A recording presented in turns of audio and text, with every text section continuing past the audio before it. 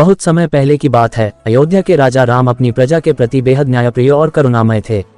उनके शासन में सभी सुखी थे, परंतु उनके जीवन में एक रहस्यमयी घटना ने ऐसा मोड़ लिया जिसने सबको चकित कर दिया।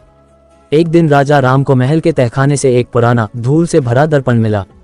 वह दर्पण साधारण नहीं था।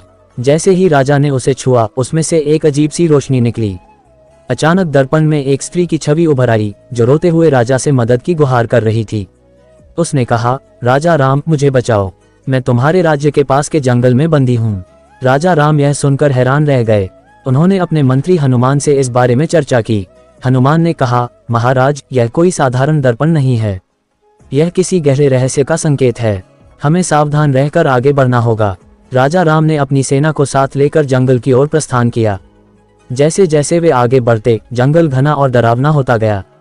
बीच रास्ते में उन्हें एक बूढ़ा साधु मिला, जिसने कहा, हे राजन, उस स्त्री को बचाने के लिए तुम्हें अपनी सबसे बड़ी कमजोरी का सामना करना होगा। यह सुनकर राजा राम उलझन में पड़ गए। उन्होंने साधु से पूछा, मेरी कमजोरी क्या है? साधु ने केवल मुस्कुराते हुए कहा, समय आने पर तुम्हें सब पता चल जाएगा। जंगल के भीतर उन्हें अजीब अजीब आवाजें सुनाई देने लगीं। अचानक उनकी सेना के कुछ सैनिक गायब हो गए।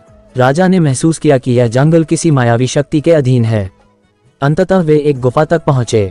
गुफा के अंदर वही दर्पण हवा में लटका हुआ था और दर्पण के पीछे एक खौफनाक छाया खड़ी थी। छाया ने गूंजती हुई आवाज में कहा, राजा राम, अगर तुम्हें इस स्त्री को बचाना है तो तुम्हें अपनी सबसे प्रिय चीज त्यागनी होगी।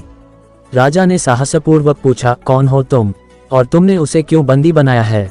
छाया ने हंसते हुए कहा, मैं तुम्हारे भीतर का भय हूँ। जब तक तुम मुझसे डरते रहोगे तब तक यह स्त्री मुक्त नहीं हो सकती।